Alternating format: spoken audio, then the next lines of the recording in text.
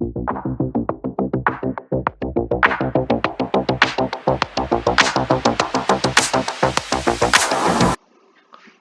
कैसे हैं आप लोग? आज हम लोग साइंस का chapter number first, class 10th light का रैपिड रिवीजन देखने जा रहे हैं। आओ जल्दी से इसको खत्म करेंगे चैप्टर, कुछ ही मिनटों में शुरू करते हैं। सबसे पहले रिफ्लेक्शन। रिफ्लेक्शन क्या होता है? Reflection is the phenomena where light bounces back into the same material after hitting a surface.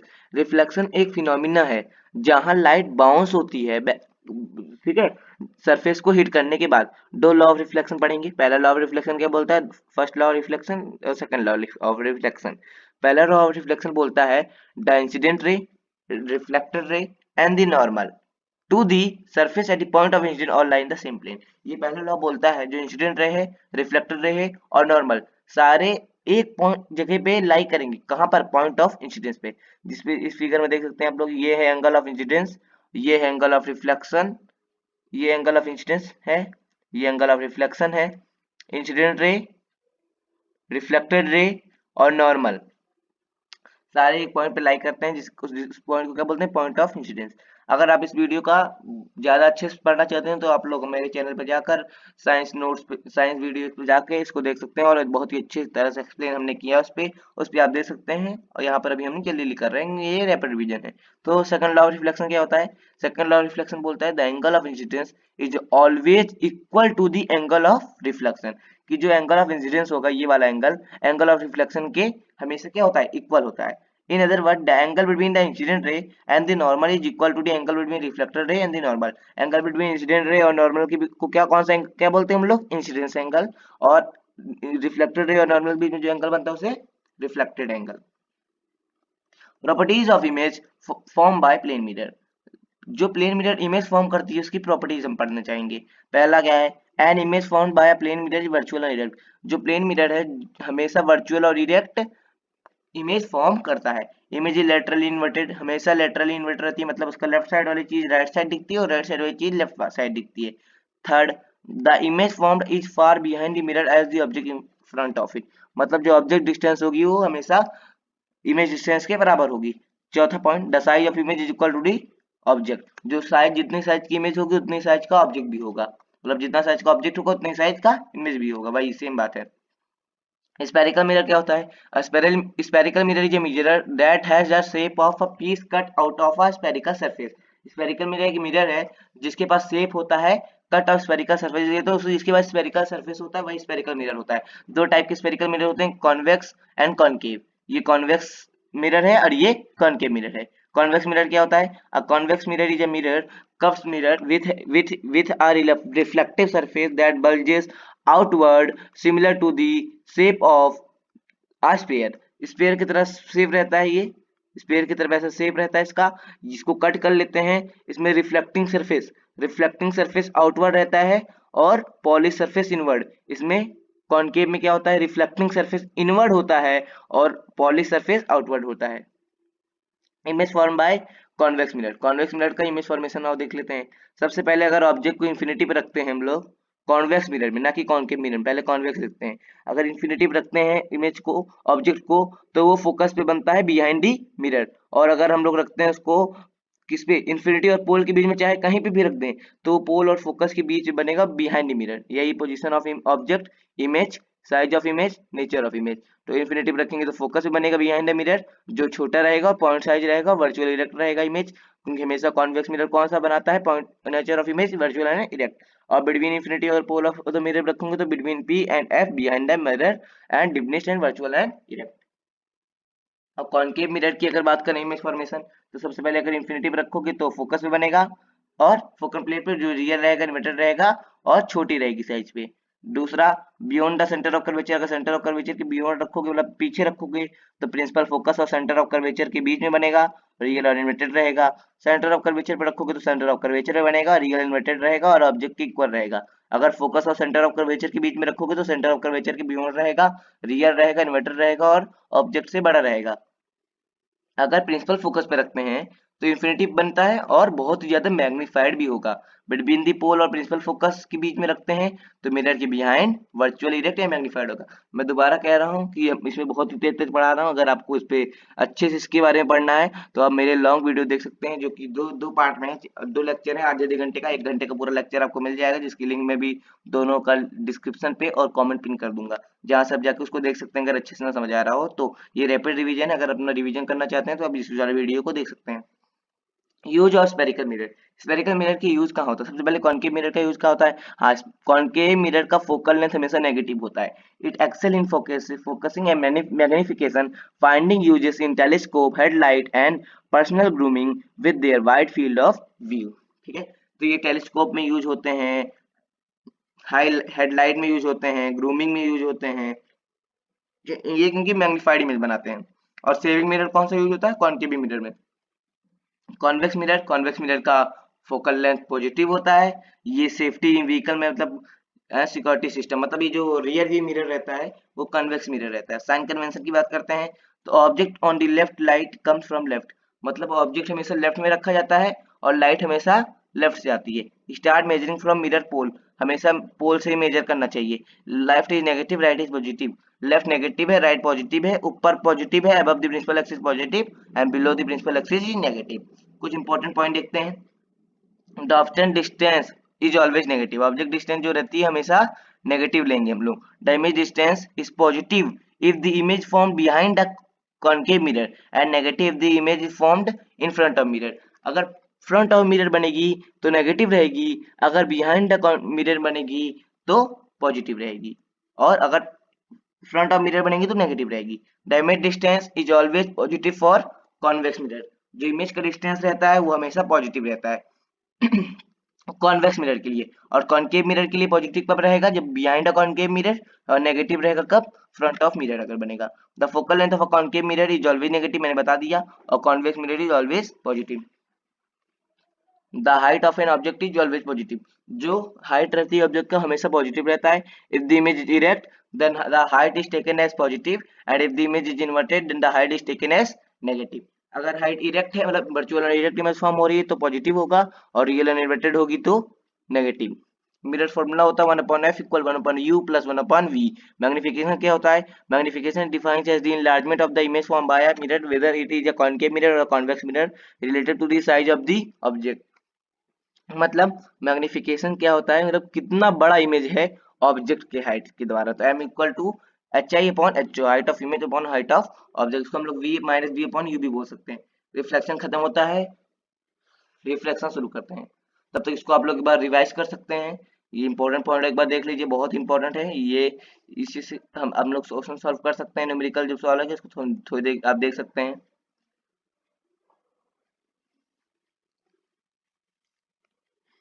तो आप लोग देख चुके होंगे, तो अब हम लोग रिफ्लेक्शन पे चलते हैं। रिफ्लेक्शन क्या होता है? The phenomena of change in the direction of light when it passes from transparent medium to another is called reflection. जब जो लाइट होती है बेंड होती है, जब एक मीडियम से दूसरे मीडियम में जाती है, उसी बेंडिंग ऑफ लाइट को हम लोग बोलते हैं रिफ्रैक्शन। इसकी भी लॉ है, द लॉज ऑफ रिफ्लेक्शन पढ़ेंगे। दो लॉ इसके भी हैं, the first law of reflection, second law of reflection. पहला लॉ तो उस वाले रिफ्लेक्शन के लॉ के सेम होता है, the incident ray, refracted ray and the normal to the interference of two transparent media at the point of incidence or lie in the same plane. And दूसरा law, the ratio of sine of angle of incidence to the sine of angle of reflection is constant for the light of a given color and for the given pair of media. This law is also known as Snell's law of reflection. If I is the angle of incidence, R is the angle of reflection, then तो sign आई और sign are का ratio ये बोलता है हमेशा constant रहेगा। Second law बोलता है, इस लॉ को बोलते हैं Snell's law. The constant value is called refractive index, और जो कांस्टेंट वैल्यू आएगी उसे हम लोग बोलते हैं refractive index of the second medium with respect to first. पहले मीडियम के रिस्पेक्ट में जो रिफ्रैक्टिव इंडेक्स आएगी वही सेकंड मीडियम फर्स्ट के रिस्पेक्ट में सेकंड वाली मीडियम रहेगी। Refraction through rectangular glass slab, ये भी बहुत इंपॉर्टेंट है, बहुत बार पेपर में आ चुका है। ग्लास स्लैब में रिफ्रैक्शन कैसे होता है? सबसे पहले अगर हम लोग इंसिडेंट ऐसे इंसिडेंट करते हैं तो इंसिडेंट रे हो गई, यहाँ से ये रिफ्रैक्टेड हो गई, यहाँ से ये इमर्जेंट हो गई। तो इंसिडेंट रे, रिफ्रैक्टेड रे, इमर्जेंट रे। एंगल ऑफ इंसिडेंस जो इसमें रहता है, जो एंगल ऑफ इमरजेंस के हमेशा इक्वल रहता है, ये वाला एंगल ये वाले एंगल के इक्वल रहेगा। Angle of incidence is equal to angle of emergent. When a ray of light is incident perpendicular on a plane glass slab, it passes through undeviated। अगर इसका सीधा मतलब है, अगर ऐसे अगर हमने इंसिडेंट रे को पास किया नॉर्मल पे, तो वो अनडिवेटेड हो जाएगी। In this case angle of incidence और एंगल ऑफ रिफ्रैक्शन दोनों क्या रहेगा, जीरो रहेगा। ठीक है। नेक्स्ट होता है रिफ्रैक्टिव इंडेक्स। क्या होता है, हमने अपनी पता था अभी, वही दोबारा देख सकते हैं हम लोग। Refractive index measure how light changes direction when it move from air to other material. Refractive index बताता है कैसे लाइट ने चेंज किया डायरेक्शन जब वो एयर से दूसरे मटेरियल में जाता है। इट शोज हाउ फास्ट और slow light travels and bend in different substance. ये बताता है कैसे कितना तेज और कितना धीरे लाइट ट्रेवल हो रही है और बेंड हो रही है अलग अलग मीडियम में, जिससे हमको उसका बिहेवियर पता चलता है। अगर refractive index of medium to respect of medium one के बराबर में बोला जाए, तो speed of light in medium one upon speed of light in medium two. इसे हम लोग ऐसे लिखते हैं, N two one equal to speed of light in medium one upon speed of light in medium two. Absolute refractive index. The absolute refractive index is the refractive index of a substance compared to vacuum. Absolute refractive index क्या है, refracting index है किसी substance का जब vacuum से उसका क्या किया जाए, कंपेयर किया। Where the first medium is free space और वैक्यूम पे, जहाँ पहला मीडियम वैक्यूम होता है, तो सबसे ऊपर लिखेंगे speed of light in vacuum upon speed of light in medium. The refractive index of water is 1.33। Water का रिफ्रैक्टिव इंडेक्स बहुत बार पूछा गया है, 1.33 होता है। इसका मतलब which mean that light travel about 1.33 times slower in water than compare to speed of air. इसका मतलब ये हुआ कि जो स्पीड ऑफ लाइट रहेगी वाटर में, वो 1.33 टाइम्स एयर के कंपैरिजन में स्लो रहेगी। इसे हम लोग बोलेंगे n equal to C by V, मतलब speed of light in vacuum upon speed of light in medium.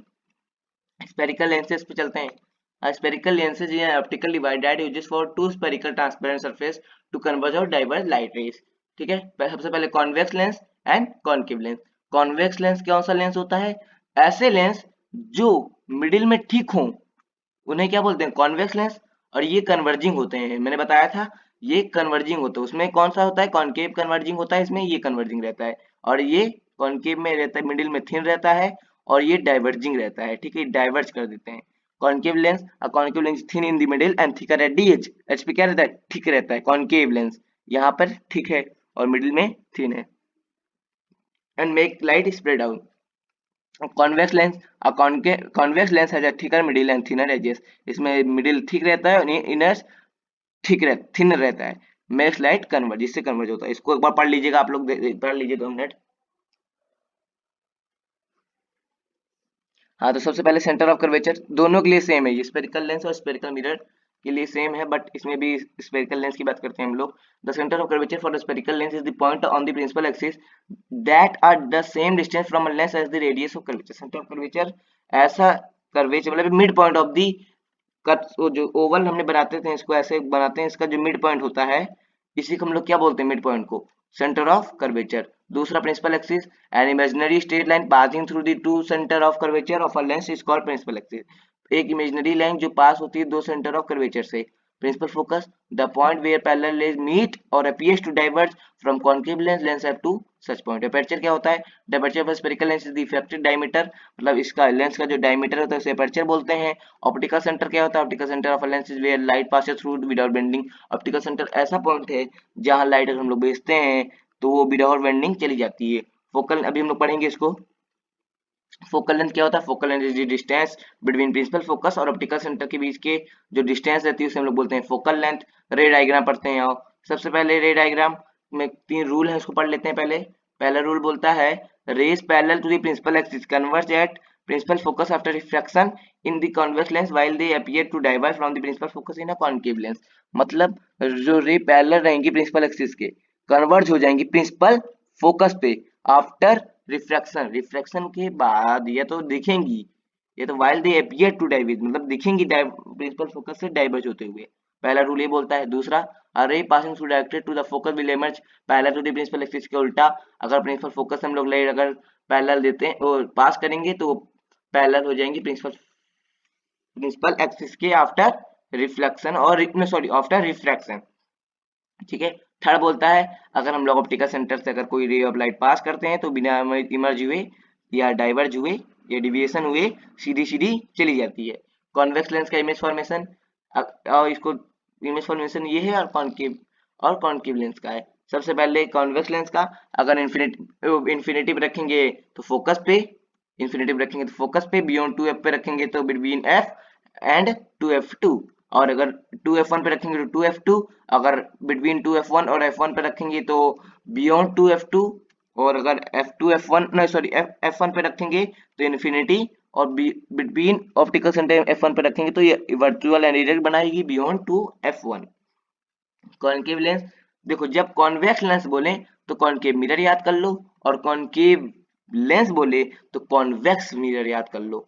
इसमें अगर वही जैसे कि इसमें अगर वो रखे हैं इन्फिनिटी पे तो कहाँ बनती थी, फोकस पे, अगर बियॉन्ड और इन्फिनिटी और ऑप्टिकल सेंटर के बीच में यहीं भी रख दो, हमेशा फॉर्म होगी कहाँ पर, यहाँ पर, फोकस और ऑप्टिकल सेंटर के बीच में। लेंस फॉर्मूला पढ़ लेते हैं, क्या होता है, 1/f=1/v -1/u, और लेंस मिरर फॉर्मूला क्या था, 1/f=1/v + 1/u।